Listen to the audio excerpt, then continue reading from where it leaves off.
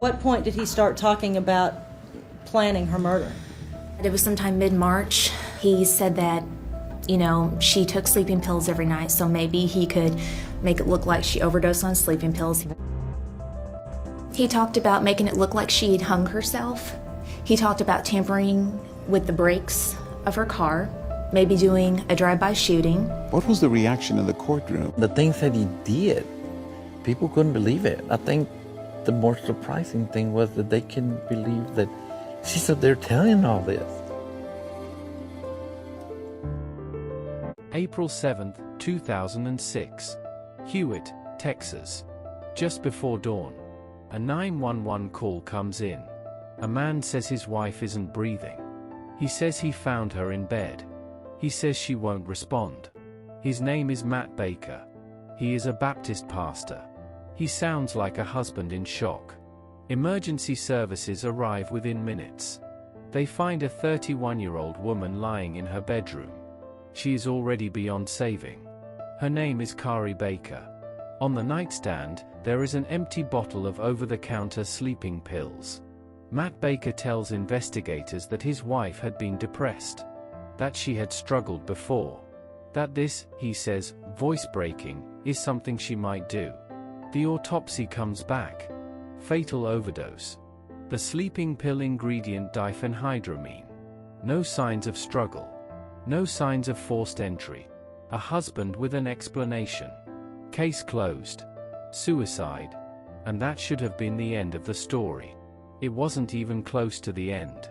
Because 4 years later, Matt Baker was sitting in a courtroom in Waco, Texas.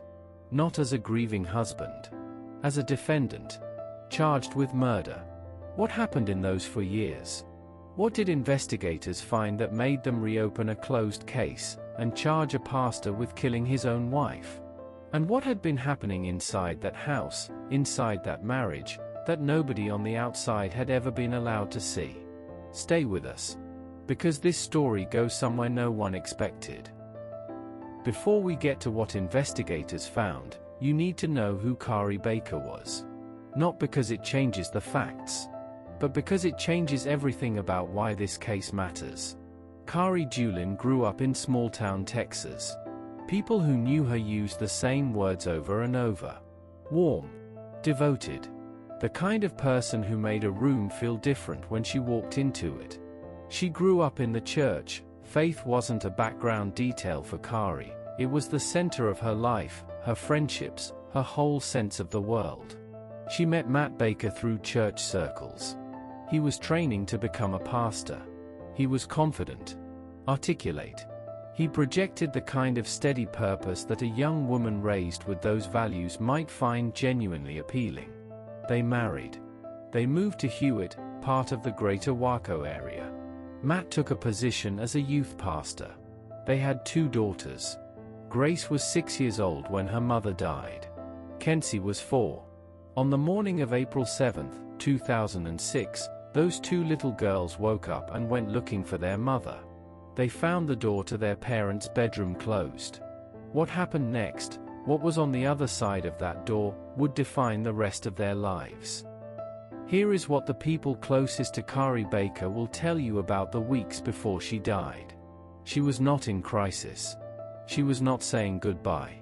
She was worried, yes.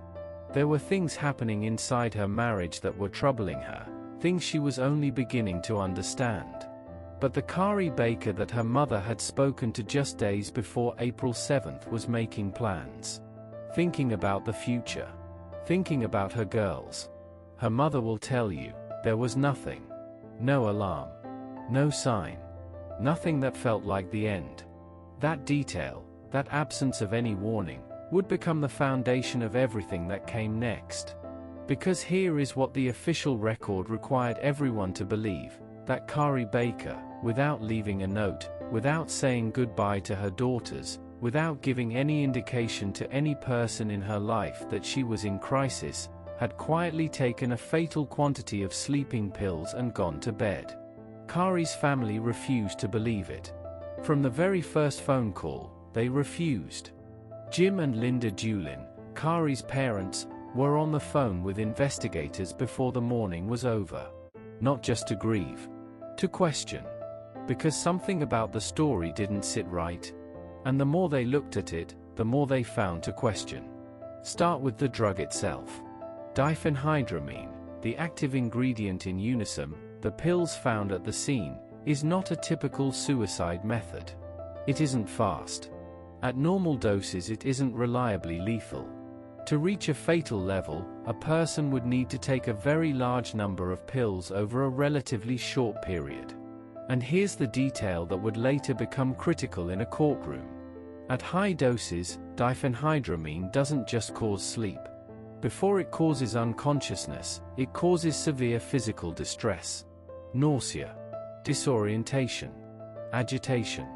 A person voluntarily taking a fatal quantity of this drug would be experiencing dramatic, visible symptoms for an extended window before losing consciousness. Nobody reported seeing any of that. Matt Baker said he was in another room watching television while his wife, allegedly in the process of dying, was alone in their bedroom. He said he came to bed later and found her.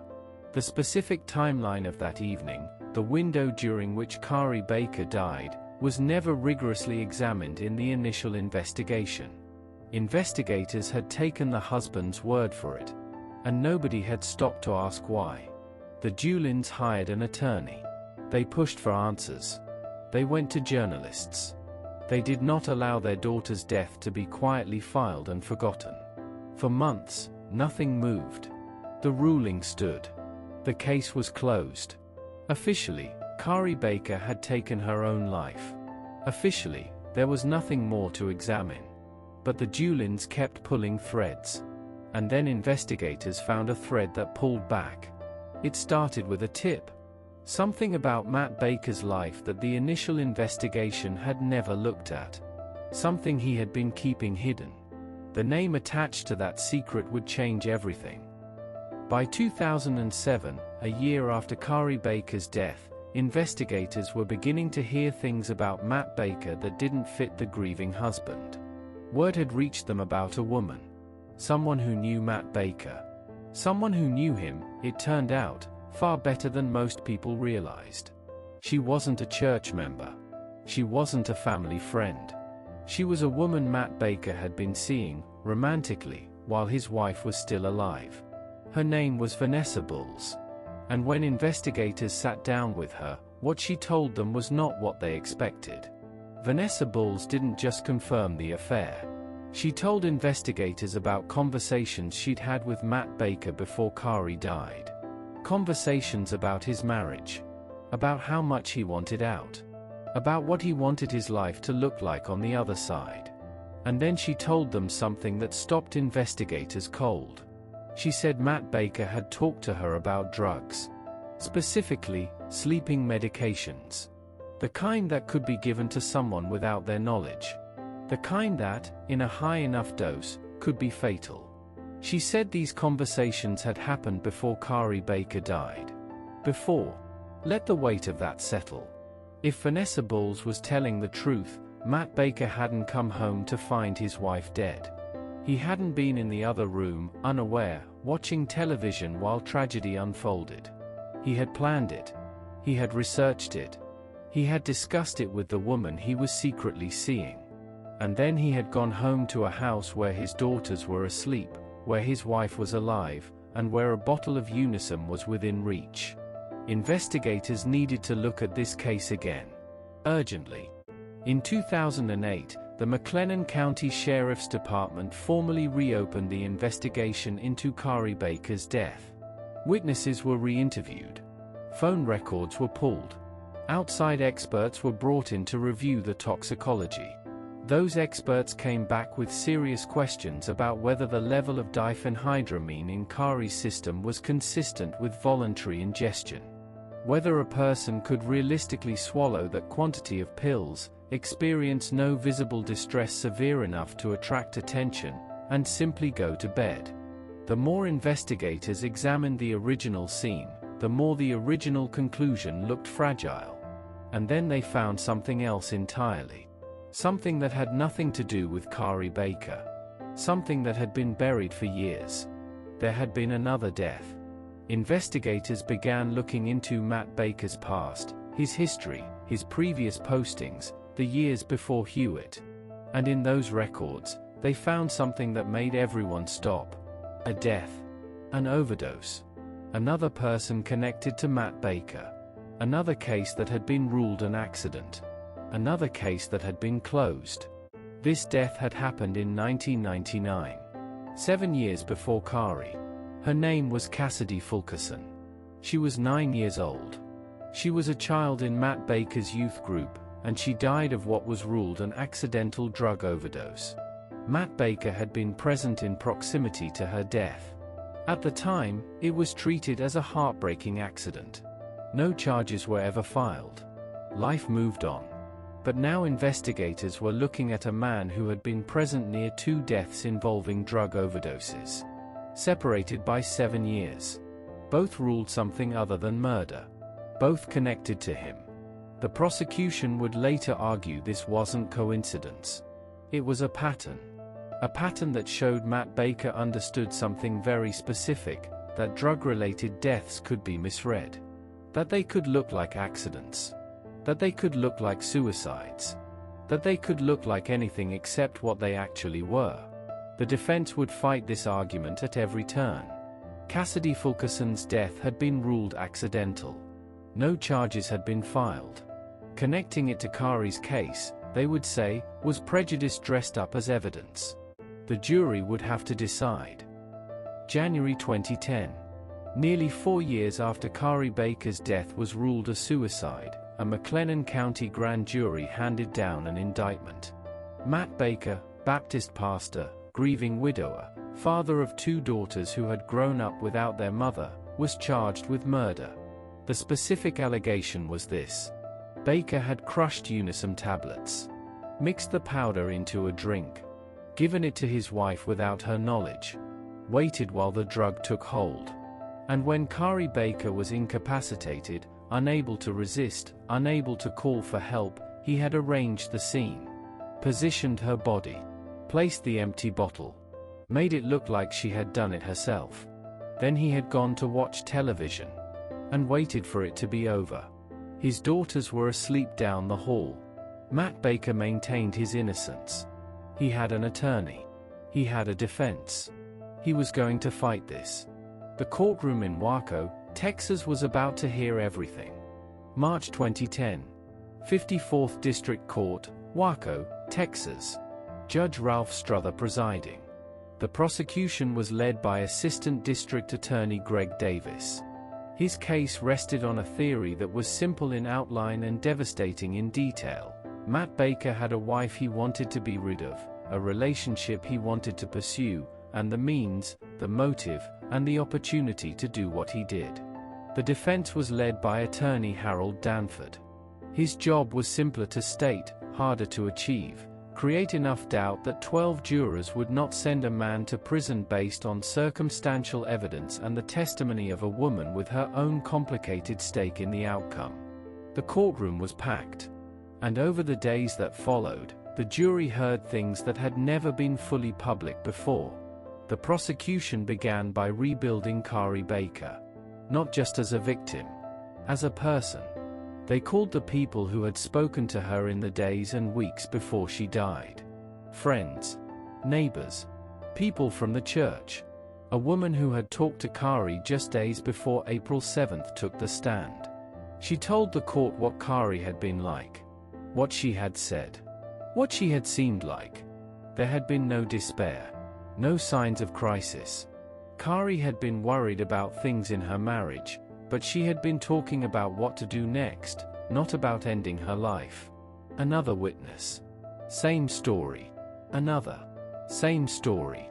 One by one, the people who had actually known Kari Baker dismantled the portrait Matt had painted for police on the morning she died, the portrait of a chronically depressed, suicidal woman at the end of her rope. The woman those witnesses described was nothing like that. She was a mother. She was making plans. She was not done. Then Vanessa Bulls walked into that courtroom. She sat down in front of the jury and told them everything. The relationship with Matt Baker that had begun before Kari died. The conversations about his marriage, about how trapped he felt, how much he wanted out. The conversations, she said, that had turned darker. That had moved toward research. Toward questions about what certain medications could do. She testified that Matt Baker had discussed with her obtaining sleeping pills. Medications that could be administered to someone without their knowledge. She testified that this had happened before Kari Baker died. She testified that after Kari's death, their relationship had continued. The jury watched her carefully. The defense watched the jury watching her. Harold Danford went after Vanessa Bulls the moment Greg Davis sat down. He probed her timeline. He pointed to inconsistencies between things she had told investigators at different points. He raised questions about when exactly she had come forward, and why. He argued, directly and repeatedly, that Vanessa Bulls was a woman with personal reasons to damage Matt Baker, and that her testimony was built around those reasons, not around the truth. Vanessa Bulls held her ground. But the defense had planted exactly the seed they needed to plant. Can you really trust what this woman says? Everything in the prosecution's case was about to come down to that question. Both sides brought expert witnesses to the stand to argue about what the chemistry actually meant. The prosecution's expert was direct. The level of diphenhydramine found in Kari Baker's system was consistent with an extremely large dose having been consumed. And that quantity, the expert testified, presented a problem for the suicide theory. At the doses required to be lethal, diphenhydramine doesn't simply send someone to sleep. It produces severe, visible physical symptoms first. Nausea, agitation, hallucinations. A person voluntarily taking this quantity of pills would be experiencing a medical emergency before they lost consciousness. They would be visibly, dramatically ill. Noisy. Distressed. Hard to ignore. Matt Baker had been in the next room. He had heard nothing. Noticed nothing. Until he came to bed and found her gone. The defense expert countered. The toxicological findings, they argued, were not inconsistent with voluntary ingestion. The prosecution's interpretation was one possibility, not the only one. The jury should not treat a contested scientific question as settled fact. Expert against expert. The jury had to weigh them.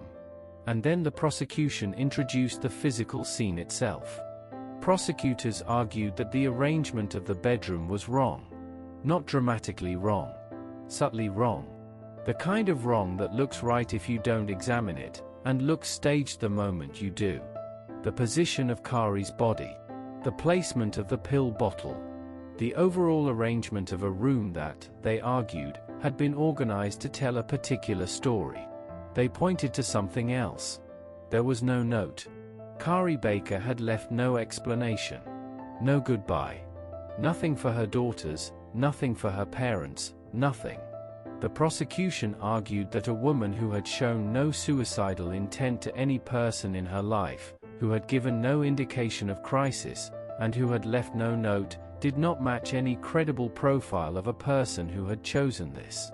What she matched, the prosecution argued, was a victim who had never seen it coming. Then the prosecution raised the name Cassidy Fulkerson. The defense objected immediately, and kept objecting. The girl's death had been ruled accidental. No charges had ever been filed.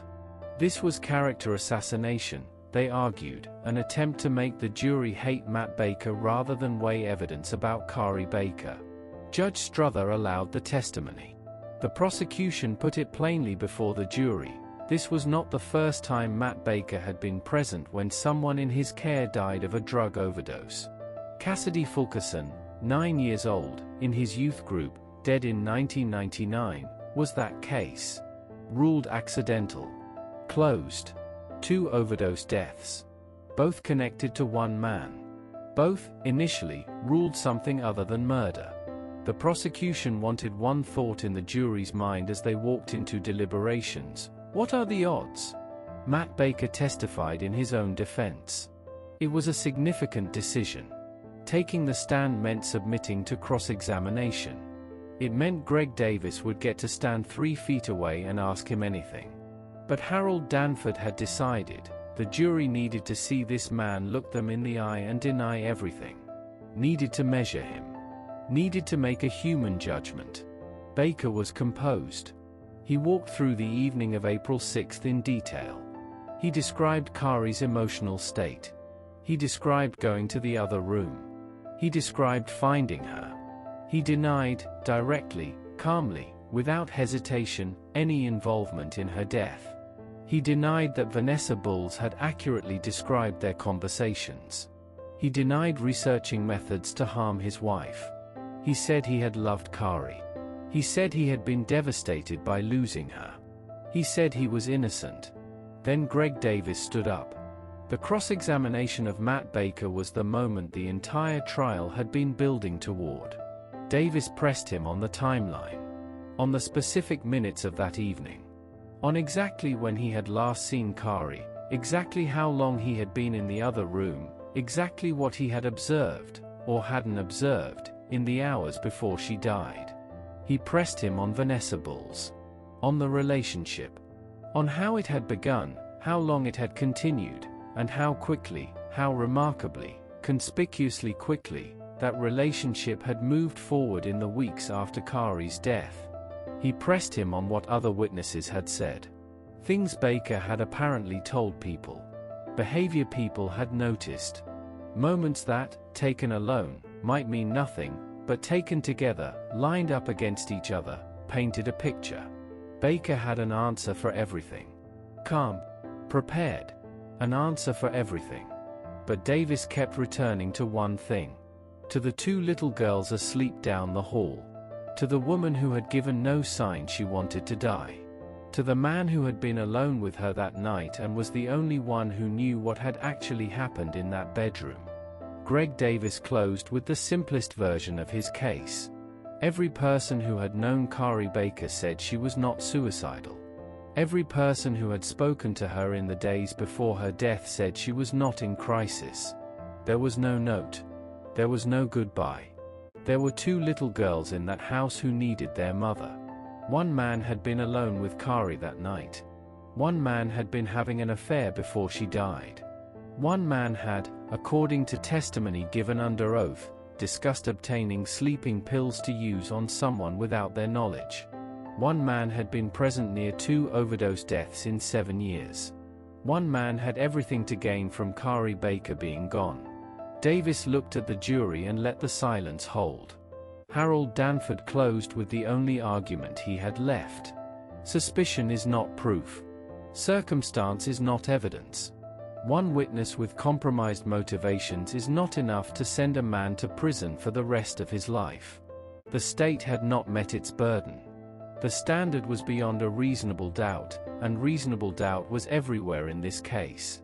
The jury went to deliberate. They were gone for 5 hours. When they came back, the forewoman stood up. Guilty. Matt Baker was convicted of the murder of Kari Baker. Judge Ralph Strother sentenced him to 65 years in prison. In the courtroom, Jim and Linda Doolin, the couple who had spent 4 years refusing to accept a suicide ruling, for years pushing investigators, for years insisting that their daughter had not chosen to leave her children, were present when that verdict was read. For years. And finally, the word they had been fighting for. Matt Baker's legal team appealed on multiple grounds. They challenged the admissibility of the Cassidy Fulkerson testimony. They challenged other evidentiary rulings. They argued the trial had been fundamentally unfair. In 2012, the 10th Court of Appeals in Waco reviewed the conviction and affirmed it. The evidence was sufficient. The trial had been conducted appropriately. The conviction would stand. Further attempts to challenge the ruling were unsuccessful. Matt Baker remains incarcerated. 65 years. People sometimes call this a story about a pastor living a double life. And it is that. But that's not what makes it matter. What makes it matter is the first 48 hours. A woman is found dead in her bedroom. Her husband is there with an explanation. The scene looks consistent with that explanation. The husband is a pastor, respected, trusted, the kind of man a community builds its faith around. And so nobody asks the hard question. Nobody looks behind the story. Nobody sits down and considers, seriously, that the person standing in that doorway describing a tragedy might be the person who caused it. If Jim and Linda Doolin had been quieter people, if they had grieved privately, accepted the official verdict, been the kind of family that defers to authority and moves on, the story ends there. Kari Baker's death certificate says suicide. Grace and Kenzie grow up without their mother and without knowing why. Matt Baker continues his life. It was one family, refusing to be quiet, that broke it open. The defense was right about one thing. This was a circumstantial case. There was no confession, no video, no single piece of evidence that solved everything on its own. The verdict came from the complete picture. Every witness who knew Kari said she was not suicidal. Every line of inquiry led back to the same man. And that man, by the time the jury had heard everything, could not offer an alternative explanation that held up under pressure. Circumstantial cases are not weak cases. They are cases where every fragment points the same direction, and eventually, the picture becomes impossible to deny. Grace and Kenzie Baker were raised by the Doolin family. They grew up knowing that their grandparents had refused to let the question of their mother's death go unanswered. Knowing that there had been a fight, a long, exhausting, often discouraging fight, and that the fight had mattered. Kari Baker was 31 years old. She had 2 daughters who needed her. She had a marriage she was beginning to understand in ways that frightened her, and she was trying to figure out what to do next. She didn't get to figure it out. But the people who loved her made sure the rest of the world eventually understood why. The case was ruled suicide. Her family refused to accept it. For years later, Matt Baker was convicted of her murder.